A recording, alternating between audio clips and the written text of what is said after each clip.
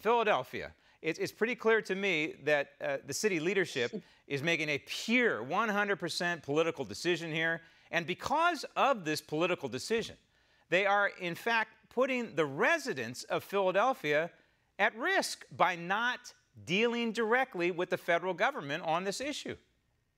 So I think this is one of the weakest things that we've seen in a long time. I mean, you have the mayor of Philadelphia essentially kowtowing to left-wing protesters, and it doesn't even make any logical sense. This is a long-standing program that they've had with ICE. Philadelphia is one of many cities that has this relationship with ICE, where essentially they allow ICE to access their arrest database. Okay, so they're not turning a bunch of information over to ICE or anything. They're simply allowing ICE to access their arrest database so that ICE can know when someone has been arrested who is also an immigration violator, and when they can take custody of them once they are set to be released. This is a completely logical cooperation. It makes perfect sense for local law enforcement to have this kind of relationship with ICE. Obviously, if somebody is here committing crimes who shouldn't be here in the country, you want ICE to be able to take custody of those individuals. There's no logical reason for Philadelphia to end this program other than to score political points with the radical left, who doesn't think that immigration violations should be addressed at all in this country, and who have essentially equated ICE to Nazis or the Gestapo. It literally makes no sense other than to score political points. Well, it only makes sense to a radical mayor. Unfortunately, that's what Philadelphia has here. And this guy is a complete radical through and through. He's beholden to his radical agenda and not the United States Constitution, certainly not the people of Philadelphia. Now, overseas in Europe, a similar situation on steroids, unfortunately, in northeast Paris.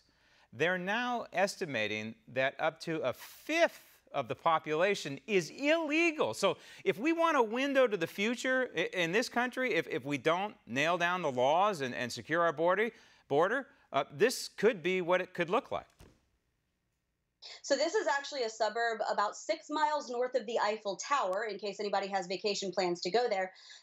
This was an area that was actually already impoverished, called St. Denis, and the legal residents of this suburb of Paris actually already, many of them lived below the poverty line. Now that has been exacerbated because it turns out that Paris has dumped about 300,000 migrants into this one community.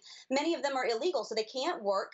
Many of them have actually found trades on the black market and selling drugs. Journalists have gone in to try to figure out what's happening here and have found essentially shanty towns that have been built in this suburb. Cops are even afraid to go in there now because these places have been entirely taken over by migrants who don't speak the French language, aren't assimilating into the culture.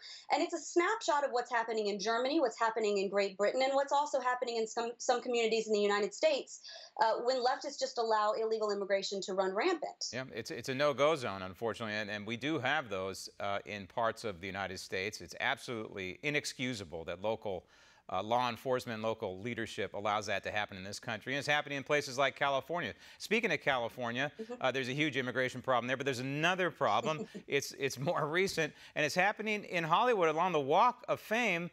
There seems to be this recent effort of the radicals on the left to attack not only Trump's star on the Walk of Fame, but anybody who happens to want to defend Trump's star on the Walk of Fame. Absolutely. Well, you know, they're way too busy worrying about straws than people getting assaulted on the Hollywood Walk of Fame, apparently, because especially if these people are in MAGA gear. So this is the second incident that we've actually had in a week's time where someone dressed in Donald Trump supportive paraphernalia, whether it's T-shirts or hats or what have you, have actually been assaulted at the Walk of Fame. And this is, of course, just days after Donald Trump's star was defaced with a guy with a pickaxe. So first of all, it's kind of ridiculous that the left has this obsession with this star. I mean, I guess that means Donald Trump isn't president anymore or something because they've defaced his star this many times. You know, but when people who support the president are fearful of even walking outside their homes and expressing their political views, not because they're going to be disagreed with, but because they're going to be flat out assaulted. We have a serious problem. We do. And maybe California should worry less about how much plastic is in a Starbucks drinking cup and more about the number of assaults that are going on against Trump supporters. City of LA and LAPD could stop this almost instantaneously if they cared about it, but they're choosing not to. I mean, let's put it this way. The shoe on the other foot, if this was Barack Obama's star on the Hollywood Walk of Fame, it'd be 24-hour security. This would never be happening. Brittney, thank you. Want to see more videos like this? Click on the link below and subscribe to One America News on YouTube. And call your cable provider and kindly demand that One America News is added to your lineup. Call and subscribe today.